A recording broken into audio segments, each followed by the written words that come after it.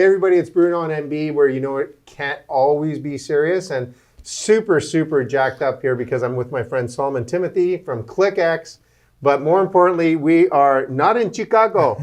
We are right. in Bonita Springs. Yeah, that's right, in Florida. So hey, thanks for having us in your beautiful studio. We got some stuff going on here. Our thumbnail says getting to a close. This is what it's all about. Love it. Getting business. Yep. You are the guru. Tell us the number one thing to get a close. So I think, first of all, thanks for having me. I'm super excited for what you're doing and being here. This is kind of like my mission as well, to try to spread, right, the good news through YouTube and all the different channels. To get to a close, my first step that I used to not do, and I think the best way we learn is through failures. And so failure teaches you a lot. What I didn't have was a consistent process. So people ask you, what's your close rate? When they ask you what's your close rate, they're assuming that you're doing the same thing over and over. And so if you talk to 10 sales prospects and you close 2, you get 20% close rate. If you close 3, you get 30%. But if you did 10 things 10 different ways, you can't go at the end of the day and say, well, my close rate is 30% or 40%, because none of the things that you did were consistent. So if you want to get serious about this game of sales, you got to have the process that you follow every single time to the T, and then you measure your success so that you have a better idea of whether or not you're successful. Does that make sense? That makes sense. And I'm gonna, sometimes, like I said before, we just met, and what I used to do for a living 100% was professional recruiting. Yeah. And I remember having to train recruiters on how to interview salespeople. And salespeople are very likable. And there's 2 things in sales, and you jump in anytime. They know how to sell the job. Well, they got a really good style, and a lot of people kind of go, "Hey, Solomon, you're a good guy. You're funny. You're being good in sales." So that's the style part. The process, though, it's a marriage between style and process. And I'm going to tell you how we used to bust salespeople. Are you ready? Yep.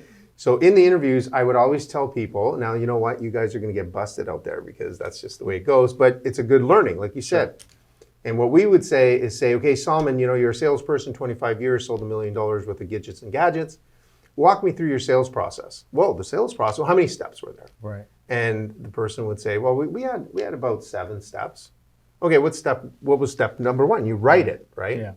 And so you would know immediately on your next question, if I say, Solomon, let's get to step 3. And then you see the squirrel go and kind of go, I can't remember what step. It's complicated. I'll stop you if you lose me. So that's kind of what you're talking about, right? Yeah, it is, absolutely. And the reason I do that is because you need a process that you can train someone else to do the exact same way that you do it. So we all know the sales superstars, and then there are probably 10 and 11 on the score, but the people you're going to hire are going to be 5, 6, and 7s. Mm-hmm. So how do you get these people that are 5, 6, and 7 to be the star, right?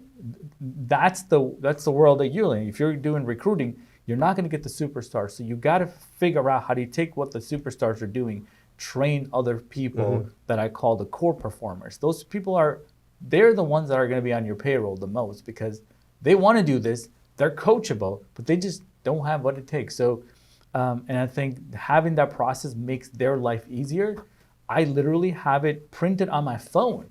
Like I put a sticker, because guess what? You forget it if you don't see it all the time. Mm-hmm. You got to constantly be reminded, which kind of leads me to my next point, which is how do you get better, right? Like now that you know that I need to follow a process, how can I get better? How do I become a superstar?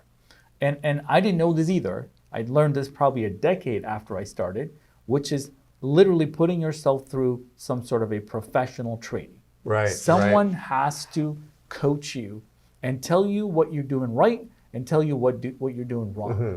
And in a world where we're doing sales in Zoom, it's not in person, the best thing is all those calls now can be recorded and send it to your coach and say, can you play that back and see what could I have done differently? In-person sales, I don't have the video recording to go take it back to my coach and say, can you tell me what I did wrong? Now, every single thing, including your tonality, we can now backtrack and say, what could you have done differently? How did you start off the call? How did you end the call? Why didn't you ask more questions? Who spoke more? Did you speak more? Oh, Did the man. prospect speak more? This is cool. Right? This is like, cool. Just the basics. So I think there's a lot of innovation happening in that department, and it's also helping a lot of core performers become like star performers just by knowing what to do, what not to do, right? Those are literally my tips for you if you're trying to get to a close. And you know why I said wow is because we actually never met until today, and it was through a connection that said, "Hey, I think you guys would connect," and good on Dominic, you know, because part of our journey in the sales execution process in our training is having a music background. It always brings down tempo, tonality, and rhythm. Wow. And if it's not following a pattern, then you're going to confuse the horse that you're trying to talk to. And you said, you know, you got to invest in training. I love that because can you imagine, you know, like salespeople make a lot of money, the good ones, right? Like a lot of money. It's the greatest profession ever. Right? Like the barrier to entry is literally nothing unless it's a technical sale. But and some people are engineers, become salespeople, and then they get into the sales profession demanding a lot of money because they see their brother doing it, and they don't invest anything in their training. Correct. Doesn't that drive you crazy? And I did the same mistake as well. So like I said, your past is your best, you know, lesson. I was, so many sales trainers reached out to us, community, you know, you're in the same whatever, you know, same network. And I was like, why would I ever want to pay thousands of dollars for somebody to teach me how to sell? Yeah, exactly. That doesn't sound very complicated. Like, I should know how to sell that. Years passed by, and I could tell you my business wasn't like a 45-day, you know, it was not a hockey stick by any means. But then eventually I discovered that what I didn't know was actually hurting me more than what I could have paid somebody to teach me what I didn't know. Then I realized, like, not only did I invest tens and thousands, I put every single one of my employees, if you were talking to my customers, you need to get through my training. Beautiful. You cannot get on, you can't email them, you can't be an account manager, you cannot do anything. Not just my salespeople would have a certain way of talking to customers, and when they become a customer, your people cannot be like, you know, like, hey, 78, come pick up your fries. Like, that doesn't sound very personable, right? Like, we sold them on such a great product, and the back office cannot be anything less than the same experience that they got on the front end. So I realized that not only do my front end people have to be trained how to talk to customers and how to uncover their challenges and actually link emotions to why they even need this, why should they continue to pay you a premium price? My back end actually had to deliver that and still be on the same page. So they felt like they're talking to the same team. That's amazing. Tell us about Clickx. Yeah, Clickx is a culmination of my experience in the agency space. So I started an agency literally right out of college. Like digital marketing agency because I was passionate. I was a hungry kid out of college, literally built a website sitting at a Panera Bread on a Saturday. And I made like $1,500 and I was like, dude, this is like a business. Like, I got to do this. And I just went on to start selling. And that's why I said, like, that's my history. I never went through a proper entrepreneurship program. I did any of that. And then over time, I start to hire people. Then I hire random people that I just got on Indeed or whatever and say, oh, your sales great, because I don't know anything about it.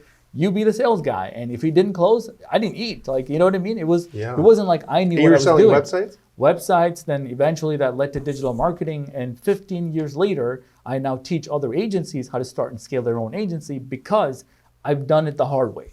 That's and awesome. I've invested way too much, and it paid off tens of, 20, 50 times, you want to call it. And that has led to where we are today as Clickx. So how do they get in touch with you? We're going to put it on the... Clickx.io. Just go to our website. There's training. There's resources for free for anyone who's interested in figuring out how to improve themselves, create an agency, do a side hustle, make the current agency that you have better. We have tons of free resources. That's amazing. Promise me something and come back for another one? I will absolutely come back. In our next episode, we're going to be talking about how little sleep Solomon probably gets because you're wired up. You work pretty hard in this gig, right? 100%. Yeah. You have to. So you coming back? I'm coming back. All right. Thanks, Solomon.